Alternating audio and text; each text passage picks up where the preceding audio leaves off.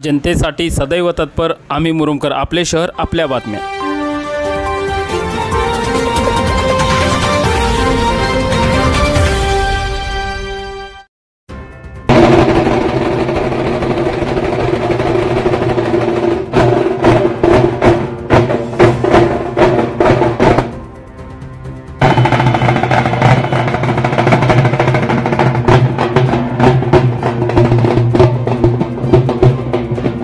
मुरुम शहरातील बसस्थानकासमोरील लिंगायत स्मशानभूमीच्या जागेवरील अतिक्रमण हटवावे, तसेच महात्मा बसवेश्वर चौकानजीक असणाऱ्या आठवडी बाजार रस्त्यावरील चिकन व मटनचे दुकान स्थलांतरित करावे।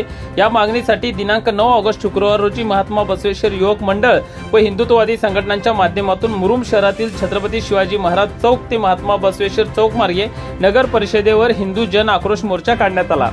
याबाबत अधिक माहिती अशी की 15 जुलै 2024 रोजी महात्मा बसवेश्वर युवक मंडळ व हिंदुत्ववादी संघटनांनी नगर परिषद प्रशासनास निवेदन दिले होते।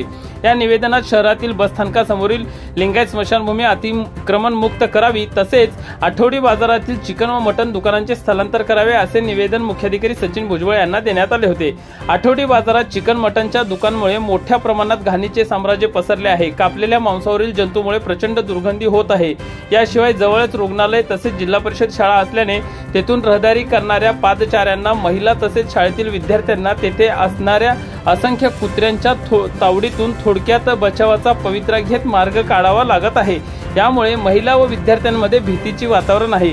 त्या अनुषंगाने दिलेल्या निवेदनानुसार कोणत्याही प्रकारची नगर परिषद प्रशासनाची कारवाई झाली नसल्याने निदर्शनास आल्याने महात्मा बसवेश्वर युवक मंडळ तसेच हिंदुत्ववादी संघटनांनी आक्रमक होऊन हिंदू जन आक्रोश मोर्चा काढला।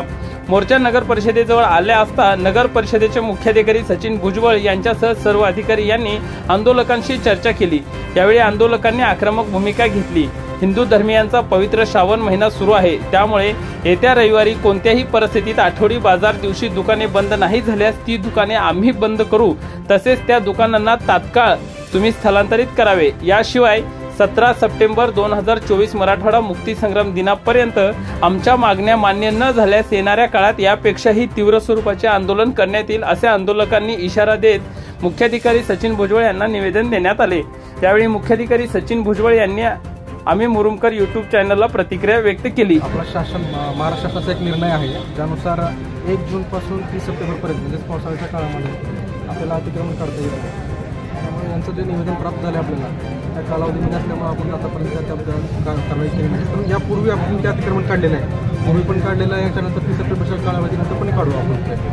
आता यापुढे काय त्यांच्याबद्दल आता याच्यापुढे कधी काय कारवाई होणार आहे का? काय जो प्रॉब्लेम नागरिकांना व्हायला लागला आहे अस्वच्छतेचा, ते रेसिड्युअल जे गोष्टी असतील मटन शॉप, चिकन शॉप, त्यांना एक नोटीस देऊन ते सांगू की आपण त्या ठिकाणी तुम्ही डंप करू नका, ते जे आहे त्याचं व्यवस्थितपणे त्याचं तुम्हाला विल्हेवाट लावावी लागेल, त्या पद्धतीने त्यांनी एक नोटीस देऊ। दिलेल्या निवेदनावर दत्ता हुमुजगे, सिद्धलिंग हिरेवट, प्रदीप गव्हाणे, श्रावण इंगळे, संतोष येवले, नागेश मुदकन्ना, उमेश गुणगोळे, जितेंद्र राठोड, अभि बिराजदार, प्रथमेश टिकांबरे, गणेश डोंगरे, आकाश क्षीरसागर, मेघराज लादे, राजकुमार हिरेमठ, गणेश चिलोबा, नीरज राजपूत यांच्यासह असंख्य युवकांच्या सह्या आहेत। शहरातील असंख्य तरुण बांधव यावेळी उपस्थित होते, तर मुरुम पोलीस ठाण्याचे सहाय्यक पोलीस निरीक्षक संदीप दैफळे, पोलीस अधिकारी गाडीकर यांच्यासह इतर पोलीस प्रशासन फौज पाट्यासह उपस्थित होते।